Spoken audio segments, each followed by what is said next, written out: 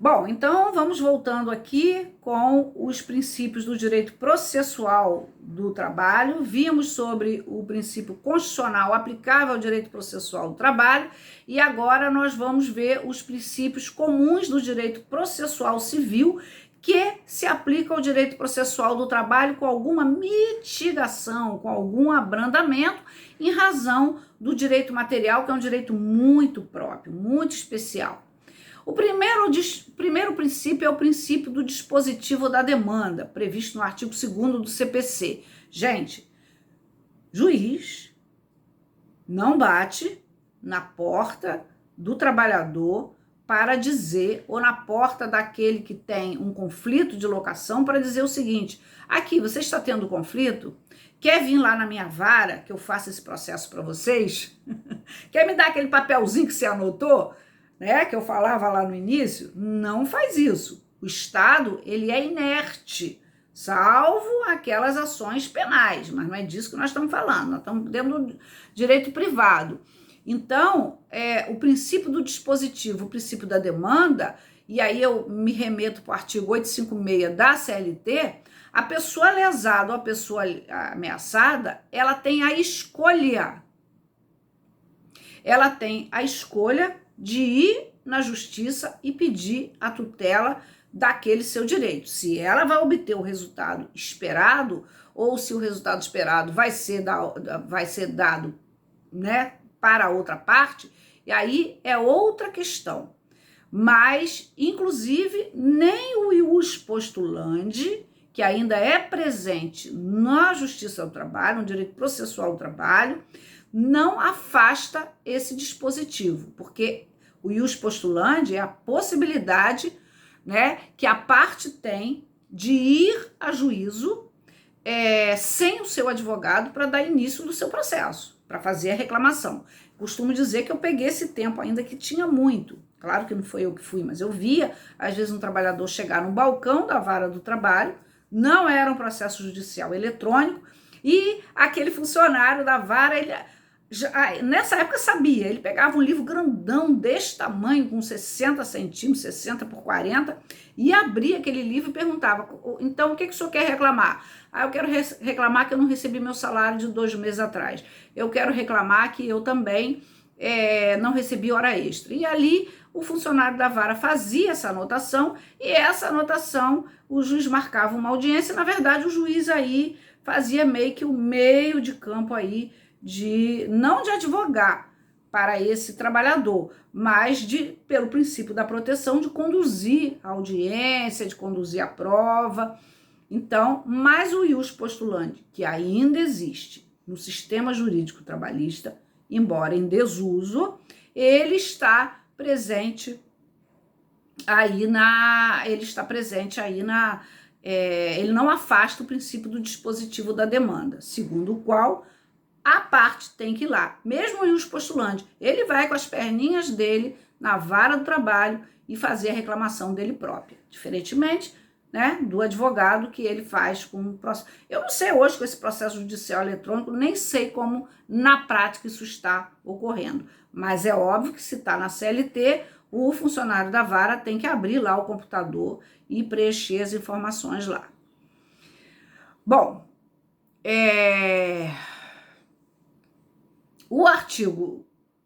esse artigo 2º, ele diz exatamente isso: nenhum juiz prestará tutela jurisdicional senão quando a parte ou o interessado a requerer, nos casos e nas formas da lei. Artigo 2º do CPC. O processo começa por iniciativa da parte. Ele começa por iniciativa da parte, mas ele também se desenvolve pelo impulso oficial, que é o inquisitivo. Aí é o segundo princípio, o princípio do impulso oficial previsto no artigo 262, no artigo 262 e artigo 2º do CPC. Bom, ele vai se desenvolver, está lá também o 878, ele vai começar pela iniciativa das partes, mas o juiz vai despachar. Intime-se, sentencia, notifique-se, diga à parte, se vai, promova a parte o andamento, marque-se a audiência, né? ele publica a sentença e intime-se a parte para saber se ela vai recorrer ou se não vai. Isso tudo é um impulso oficial. Libera mandados para o oficial de justiça, certo? Começa por iniciativa da parte, mas o processo vai andar aí por um impulso oficial. Calma, preste atenção. É muito importante o que eu vou dizer para vocês. O advogado não pode dormir no ponto, porque existe também o princípio da preclusão. Quando o juiz intima para que ele cumpra uma diligência, por exemplo, forneça o endereço atual do reclamado, e ele não o faz, e ainda não teve sentença, essa ação vai ser extinta. Intima para apresentar cálculos, intima para indicar se vai querer intimar de estímulo, ele não o faz, isso preclui, gente. Claro que o cálculo ele vai mandar a reclamada fazer o cálculo, mas preclui. Intime-se para se manifestar sobre o cálculo de atualização. Tem que fazê-lo naquele prazo judicial. Então, o juiz tem um impulso oficial, mas a parte tem que cumprir as determinações, até pelo princípio da preclusão que a gente vai falar.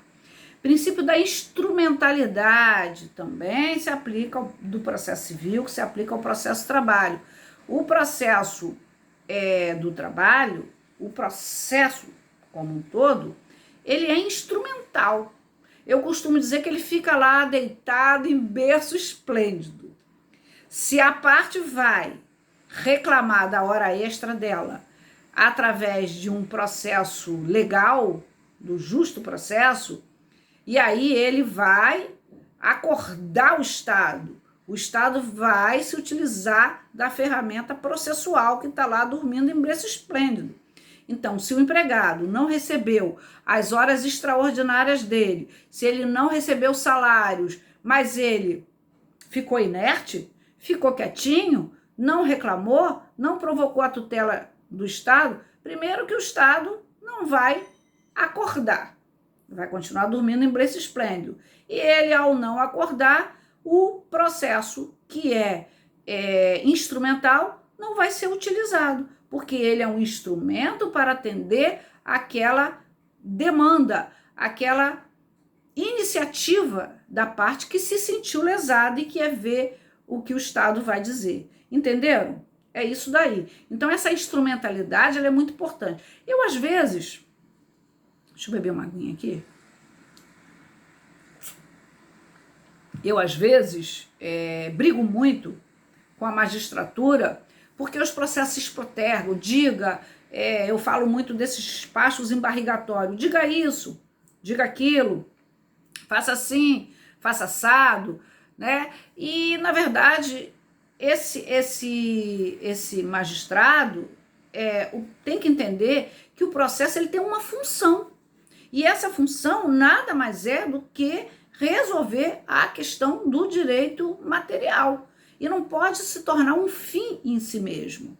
Então, entender que ele é instrumental é extremamente importante, que de fato é. Ele é para atender a lesão material. Sem isso ele não vive, ele não tem importância. Se nós não tivéssemos sociedades conflituosas, não precisaria ter um processo. E vamos combinar, o sistema processual brasileiro, o processo civil, principalmente em 2015, é um processo que precisa de aperfeiçoamento, claro, mas ele é muito bom. É um processo muito bem feito. O processo civil, a lei que instituiu o Código de Processo Civil é muito bom. O Código de Processo Civil 2015, ele é bem avançado. Aqui tem um princípio que eu gosto demais, gente. Eu uso. Ontem mesmo eu estava fazendo uma manifestação num processo, eu chamei esse princípio da instrumentalidade, que está no artigo, se não me engano, 244 do CPC, tem que olhar. O que é o princípio da instrumentalidade? O princípio da instrumentalidade é o princípio da impugnação específica. Instrumentalidade já falei, está no 341 do Código de Processo Civil, que diz o seguinte, vou explicar por exemplo.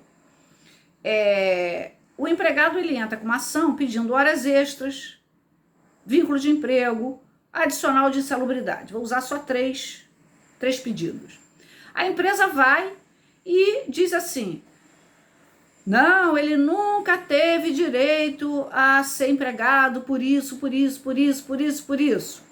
E ele também não tem direito ao adicional de insalubridade, porque o nosso ambiente de trabalho é extremamente insalubre, a profissão dele não é insalubre, ele era açougueiro não tem norma específica, não está previsto na CLT que as condições de trabalho frio em açougue tenha direito, e ele não está na CLT e não tem norma da categoria.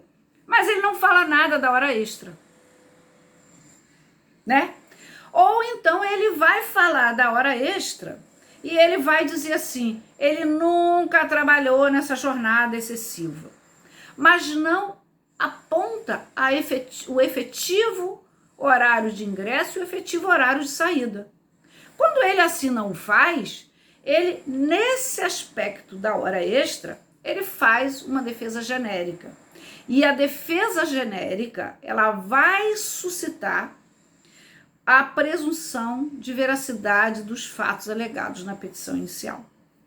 Bom, isso no processo civil, ele não tem uma, digamos assim, ele não traz uma preocupação muito grande, porque nas defesas de um processo civil, a defesa de relação locatícia, defesa patrimonial, seja o que for, ela acaba tendo normalmente tem um pedido só, uma causa de pedir e um pedido só.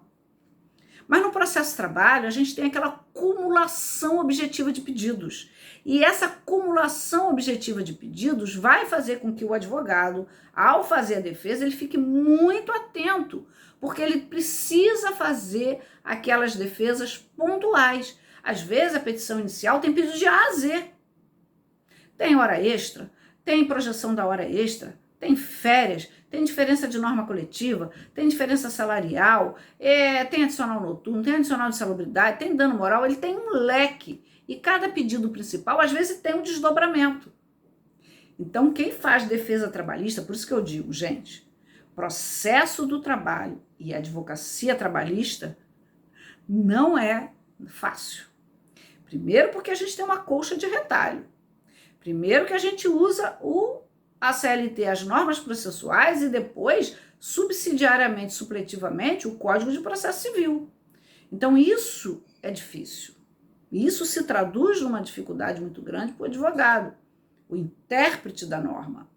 Então, é necessário que ele saiba fazer esse passeio aí pelas normas e fazer a hermenêutica jurídica, fazer a interpretação dessas normas aí. Por isso que estudar princípios é muito importante, que o princípio ele vai nos auxiliar nessa análise aí do conjunto normativo. E a impugnação específica, ela ganha uma importância de conhecimento no processo de trabalho por essa acumulação objetiva de pedido. Essa impugnação específica, ela vai puxar um outro princípio, que é o princípio da eventualidade, que está no artigo 336. Qual seja, a oportunidade de se defender é única quando ele faz a defesa. Então, quando ele faz a defesa, ele tem que tratar todos os pontos que foram trazidos na petição inicial, porque aí ele consegue, sim, fazer uma defesa oportuna naquele momento, porque o princípio da eventualidade não vai oportunizar ele que ele faça de novo. Querem ver um exemplo que eu gosto muito? E essa eventualidade é muito usual no direito processual do trabalho, embora ele seja um princípio, juntamente com a defesa específica do processo civil, aplicável ao processo de trabalho. E esse princípio da eventualidade, ele é, assim, forte no processo do trabalho. Então, vamos usar aquele exemplo que eu gosto muito. O empregado vai para a justiça dizendo que era vendedor externo, que trabalhava com um veículo próprio, mas que ele nunca teve o vínculo de emprego reconhecido em 5 anos de contrato. E a empresa vai dizer o seguinte: não, mas ele nunca foi meu empregado. E ele pede vínculo de emprego, Disse que nunca gozou férias, que trabalhava 12 horas por dia, de segunda a sexta, não tinha essas 4 horas além da oitava remunerada, e por aí afora, fundo de garantia e etc e tal. A empresa, e eu já tive um caso assim, gente, eu, advogada do empregado, era um advogado, isso lá atrás, eu também já não tinha esses 32 anos de profissão, mas eu estudei muito tempo para a magistratura do trabalho, como eu brinco, eu digo assim, foi o que me ajudou muito. Eu estudei muito tempo para a magistratura do trabalho, fiz vários concursos, passava na primeira fase, na segunda, mas eu não obtinha o êxito final. E eu costumo dizer o seguinte, é porque não era meu caminho foi acabar seguindo assim outras carreiras, porque aí eu pude enveredar pelos estudos do mestrado, doutorado, da produção de livro, etc e tal. Então, não era o meu caminho. Mas o fato de que quando eu estudava, e logo que eu me formei, já me formando eu já estudava, porque eu tinha essa meta, eu acabei amealhando um conhecimento muito grande, de passear pelos institutos de direito civil, direito processual civil, direito do trabalho, direito constitucional. Na época, 28 anos, 25 anos atrás, 30 anos, eu amealhei esse conhecimento. E aí eu estava com mais ou menos 5 anos de formada, e foi exatamente uma situação dessa de vendedor externo, e a empresa, o advogado se preocupou muito de trabalhar os requisitos da relação de emprego. Subordinação jurídica, onerosidade, pessoalidade, etc, etc, tal. E ele se esfalfou muito nisso e esqueceu do princípio da eventualidade. Ele não falou nada de férias, ele não falou nada de jornada de trabalho, porque ele achou com certeza que ele ia ganhar. Só que a oportunidade dele foi aquela, no momento da defesa. E aí, na audiência, nós obtivemos êxito pela prova testemunhal e documental, que já existia nos autos, de mostrar que aquele trabalhador externo, embora trabalhasse com seu veículo próprio, embora tivesse uma certa, entre aspas, liberdade de horário, a meta que ele tinha que atingir, a produção que ele tinha que ter de vendas e de entregas, não permitia que ele tivesse uma flexibilidade no horário dele. Então, ele precisava trabalhar mais de 10 horas, mais de 11 horas. E ele tinha que recolher, às vezes, o veículo no pátio da empresa. Tudo isso a gente conseguiu provar por testemunha e resultou num vínculo de emprego.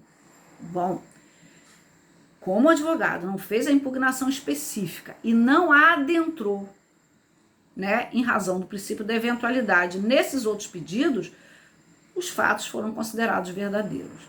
Aí vocês devem estar perguntando, mas professora, como é que eu vou, então, falar que ele nunca foi empregado e falar sobre as férias dele, sobre a hora extra? É assim, nas minhas aulas, no curso sobre inicial e defesa, a gente fala assim, pelo princípio, fala tudo sobre o vínculo de emprego. E depois bota assim, pelo princípio da eventualidade e da defesa específica, se porventura for reconhecido o vínculo de emprego, o que não acredita, já estou dando a redação para você, com relação à jornada, impossível que ele trabalhasse até as 20 horas, uma vez que o pátio da empresa fechava às 17h30, ele tinha que recolher o veículo, tarará, tarará, tarará. Com relação às férias que ele diz não ter usufruído, a empresa durante 15 dias, no mês de dezembro, fechava, não havia venda, não havia isso, e se porventura foi reconhecido o vínculo de emprego, que seja deduzido esses 15 dias de férias. Enfim, eu montei uma historinha aqui para mostrar para vocês que é possível sim fazer a negativa da relação de emprego, mas também fazer também oh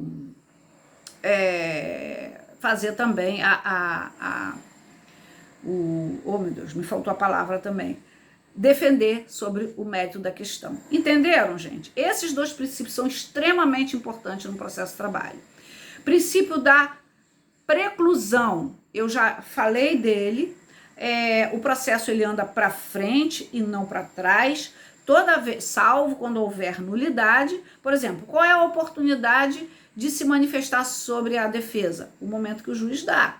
Qual a oportunidade de se defender? Na Justiça do Trabalho, a defesa não é em cartório, ela é em audiência, só que com processo eletrônico, o advogado pode protocolar antes da audiência e manter o sigilo, que será aberto só no momento da audiência. Né? Quando a audiência é presencial, ótimo, o juiz vai lá, abre o sigilo, a gente na mesa de audiência examina a defesa, examina documentos, se manifesta, porque também a audiência via de regra é una.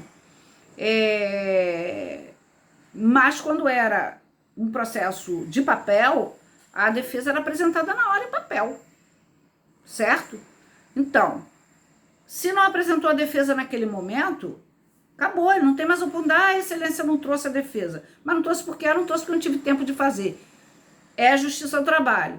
Pode fazer oralmente. Só tem 20 minutos para fazer a defesa. O juiz nunca gosta. Ele até adia a audiência para que seja apresentado, porque atrasa toda a audiência e não defende bem o cliente. Ah, eu não fiz porque acabei de ser contratada ali no corredor. Nunca façam isso. Nunca aceitem. Nunca aceitem, porque macula o próprio advogado. E aí, nesse caso, o juiz vai dizer assim, mas o senhor quer fazer os 20 minutos? Não, não quero fazer não.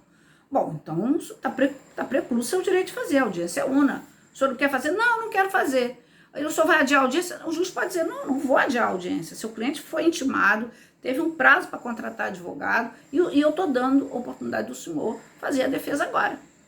Até porque, dependendo do caso, não tem nem defesa. Pedido de pagamento de salários atrasados. Se não pagou, vai defender o quê? Né? Se não levou o comprovante, então a preclusão ela vai fazer isso. O juiz dá um prazo para você juntar documentos, juntar rol de testemunha.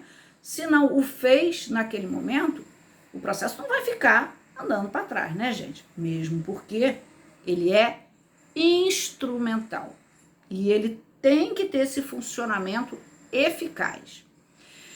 Princípio da economia. Nessa mesma linha da preclusão, o processo ele tem que avançar, né? E quando ele tem que avançar, alguns dispositivos, algumas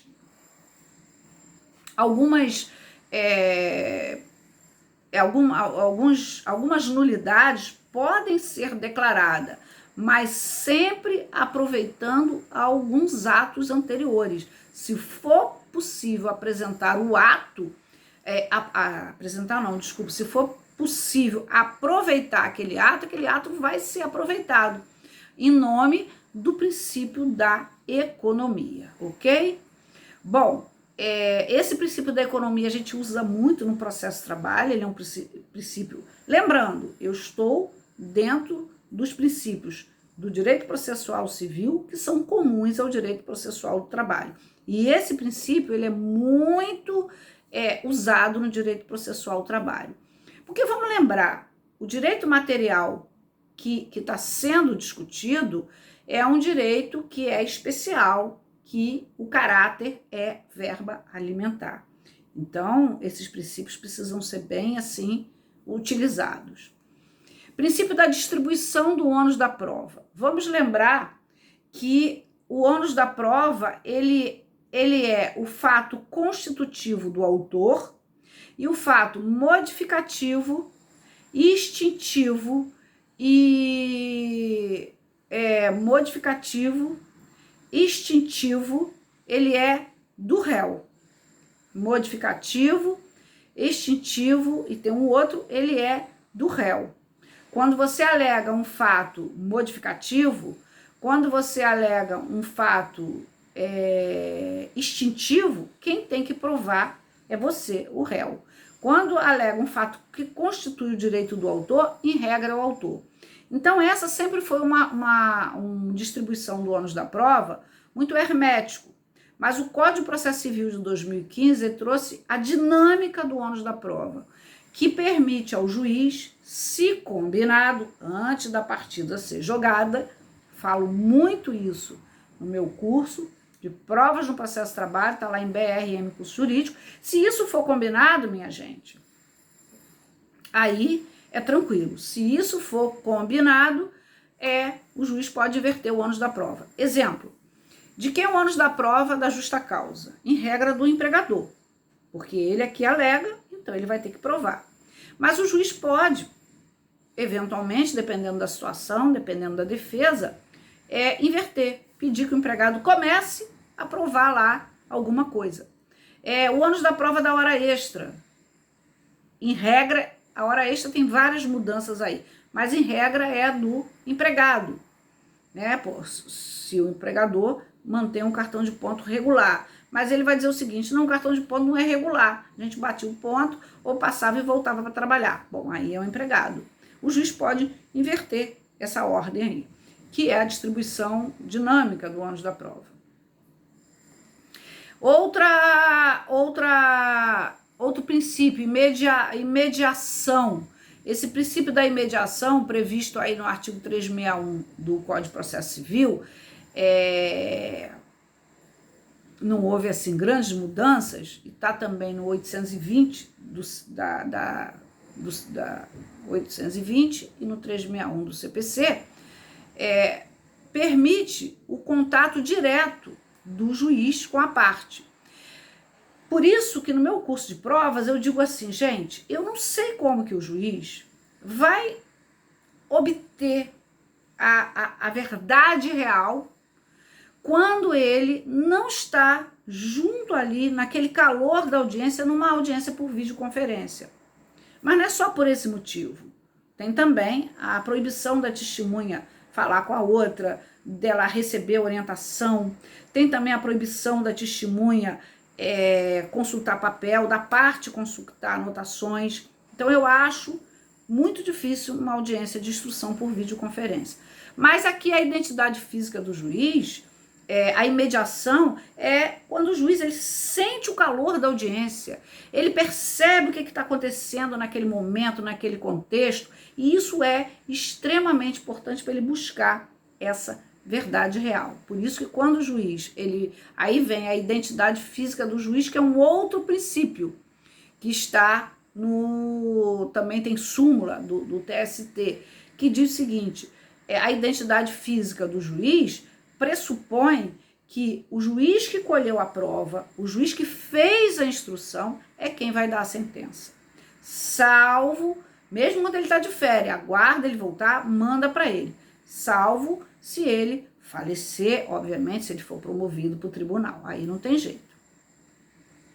Então, a imediação, que é esse contato físico do juiz com as partes, esse olho no olho, esse sentir o calor ali, para firmar o seu convencimento, porque ele é o destinatário da prova, o juiz é o destinatário da prova. E essa identidade física, elas são muito importantes, tá? Bom,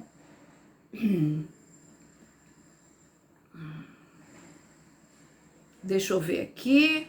Outro princípio do direito processual do trabalho, que é comum ao princípio, o princípio da concentração dos atos, né? A audiência vai acontecer na audiência, a concentração da defesa, o momento da defesa, está previsto no artigo 357 do Código de Processo Civil, também o artigo 358, 357, 358, vai dar esse princípio da concentração dos atos. Os atos não podem ficar soltos, eles não podem ficar pulando de galho em galho, como macaco. A audiência vai concentrar na audiência. E esse princípio é muito forte no direito processual do trabalho, porque a audiência ela é una. Volto a dizer, ali, no momento da audiência trabalhista, o juiz ele vai receber a defesa, a parte autora vai se manifestar sobre defesa e documentos, vai ser produzida a prova oral, complementar a prova documental, e o juiz, em regra, vai dar a sentença. Vejo lá na CLT, nesse momento que ele tem que dar a sentença, viu?